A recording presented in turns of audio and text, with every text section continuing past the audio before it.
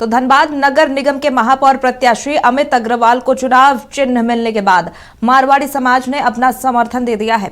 झरिया में अग्रवाल धर्मशाला में प्रेस वार्ता आयोजित कर महापौर प्रत्याशी ने एयर कंडीशन छाप पर लोगों से वोट देने की अपील की है। और यहां से हम सीधे धनबाद का रुख करेंगे, जहां हमारे वरीय सहयोगी दिलीप हमारे साथ जुड़े। दिलीप, आज महापौर प्रत्याशी को चुनाव चिन्ह मिल गया है और समर्थन भी जनता का मिल रहा है, क्या कुछ जानकारी? देखिए, बिल्कुल इस वक्त हम झरिया में हैं, अग्रवाल धर्मशाला में हैं। और देखिए, अमित अग्रवाल समाज सेवी भी रहे हैं और व्यवसायी भी हैं। इस बार मेयर के चुनाव लड़ रहे हैं, बतौर प्रत्याशी चुनाव लड़ रहे हैं। आज इन्होंने पहली बार प्रेस कॉन्फ्रेंस किया और जो समाज के लोग उनके साथ भी बैठक की।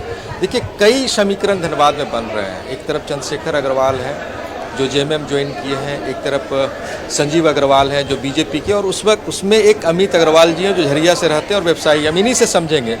अमित जी, चुनाव चिन्ह भी आपको मिल गया, लोगों का प्यार भी मिल रहा है। संजीव अग्रवाल, चंद्रशेखर अग्रवाल और ये अमित अग्रवाल। जी देखिए, मैं मानता हूं कि हम 3 अग्रवाल हैं, लेकिन मेरा सोचना ये है कि धनबाद, सबसे पहले धनबाद जिले के सारे बंधुओं को मेरा प्रणाम।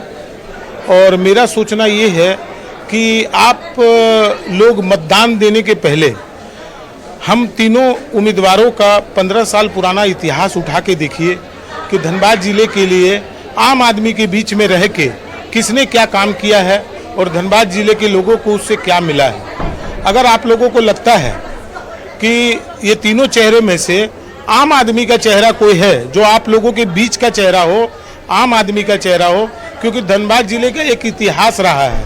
या तो यहाँ जनप्रतिनिधि माफिया होते हैं या तो पूंजीपति होते हैं।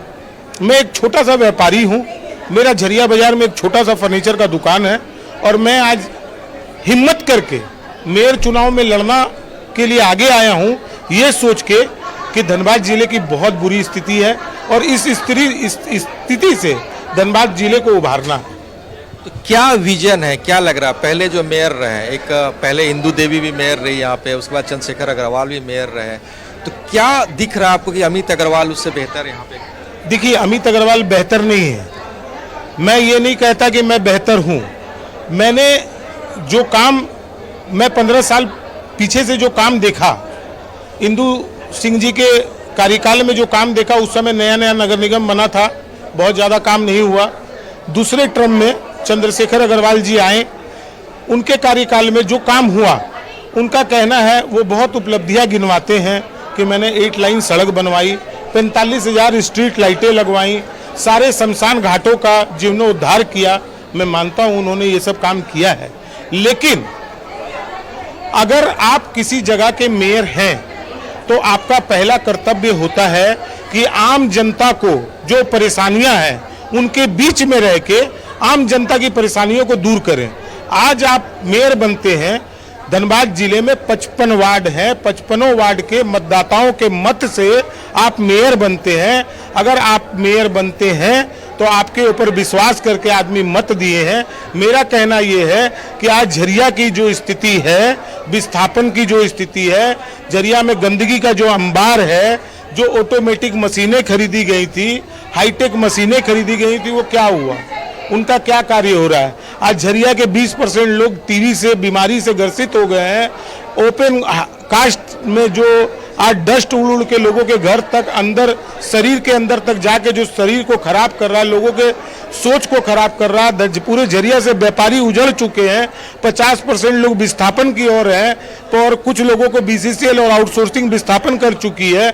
आज सिंदरी की भी वही दशा है कि सिंदरी में इतनी बड़ी बड़ी 2 इंडस्ट्री है, 4 इंडस्ट्री है। लोग सोचे थे कि सिंदरी में जब नई इंडस्ट्रियां आएंगी तो नौकरियां बहुत सारी आएंगी। आज बेरोजगारी किस हद तक है धनबाद जिले में, ये मुझे बताना नहीं पड़ेगा, ये आप लोग भी जान सकते हैं। तो उनका जो नारा चल रहा है 5 साल बेमिसाल, देखिए, उनका नारा है 5 साल बेमिसाल, का मतलब 5 साल में वो बेमिसाल यही किए हैं कि जितने भी कॉन्ट्रैक्टर थे वो बाहर से लाएं और बेमिसाल लोगों को लाके उनसे अच्छा खासा यहाँ के लोगों को काम नहीं देके, उनसे जिनसे उनको लगा कि उनको फायदा है वो बाहर के लोगों को लाएं और यहाँ पर काम करवाएं। वही 5 साल बेमिसाल अपनी झोली भरे और बाहर के कॉन्ट्रैक्टरों की झोली भरे, ना कि धनबाद के लिए कोई काम हुआ।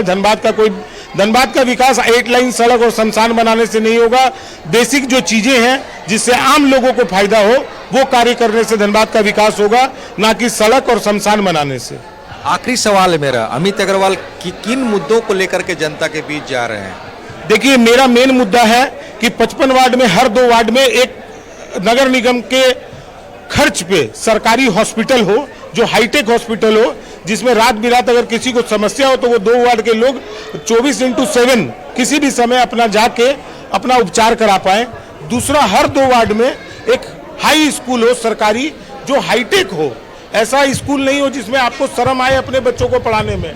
डिनोबली माउंट कार्मेल के तर्ज पे जैसे दिल्ली, मुंबई और नगर निगम के और क्षेत्रों में जो और भी शहरों में काम हुआ है, वैसा हाई स्कूल हर 2 वार्ड में बनना चाहिए। हर गलियों में स्ट्रीट लाइट लगनी चाहिए, हाईटेक मशीन से साफ सफाई होनी चाहिए, बेरोजगारी दूर होनी चाहिए। महिलाओं के लिए हर बाजार में एक सुलभ शौचालय होना चाहिए। आज ये स्थिति है कि किसी धनबाद जिले के किसी भी बाजार में महिलाओं के लिए कोई शौचालय नहीं है। ये दुर्भाग्य है। 15 साल नगर निगम होने के बाद पूरे जिले में अगर गिनवा दे कि एक भी शौचालय है जो महिलाओं के लिए है तो वो नहीं है। आज के आपके समाज के लोगों ने भी यहाँ पे बैठक करके निर्णय लिया आपको वोट देने का। मेरे समाज के लोग नहीं, सारे समाज के लोग मेरे साथ हैं। मुझे सारे समाज के लोगों का समर्थन है और सारे लोग चाह रहे हैं कि अब एक नया चेहरा, आम आदमी का चेहरा, उनके बीच का चेहरा आगे आए, ताकि उनकी समस्याएं 12 घंटे सुन के उनकी समस्याओं को दूर कर सके, उनकी समस्याओं पे काम कर सके। एक सवाल आपसे, कैसे देख रहे हैं अमित अग्रवाल जी? अमित अग्रवाल जी को हम लोग देख रहे हैं कि हमारे जमीनी कुलांचल से जुड़े हुए हैं और समाज सेविक हैं, और जो भी ये निस्वार्थ भाव से काम कर रहे हैं। जैसे मेयर की बात आ रही है हमारे चंद्रशेखर की, तो उनसे ये भी पूछा जाए, जो उन्होंने कई बस लाए थे, वो बसें सड़ रही हैं, तो उन पर वो नहीं कहेंगे कि भाई जो बसें को कितने करोड़ का नुकसान कर दी हैं, कितनी मशीनें सड़ रही हैं, और झरिया क्षेत्र, कुलांचल क्षेत्र के लिए उन्होंने किया ही क्या है। देखिए, बिल्कुल आप सीधा देख रहे हैं तस्वीर धनबाद के अग्रवाल धर्मशाला से, जो अमित अग्रवाल जी इन्होंने साफ तौर पे कहा कि इनको मौका मिलता है तो बेहतर ये करेंगे। कई ऐसी योजनाएं हैं जिनका इन्होंने जिक्र किया है, लेकिन अब चुनावी माहौल पूरे तरीके से बीत चुका है धनबाद में नगर निगम का, लेकिन आने वाले समय में पता चलेगा कि जनता किसे धनबाद का महापौर चुनती है। जी बिल्कुल, बहुत बहुत धन्यवाद हमसे जुड़ने के लिए दिलीप, और महापौर प्रत्याशी से बात करने के लिए। अब देखने वाली बात होगी दावे जमीन पर कितने हकीकत में तब्दील हो पाते हैं।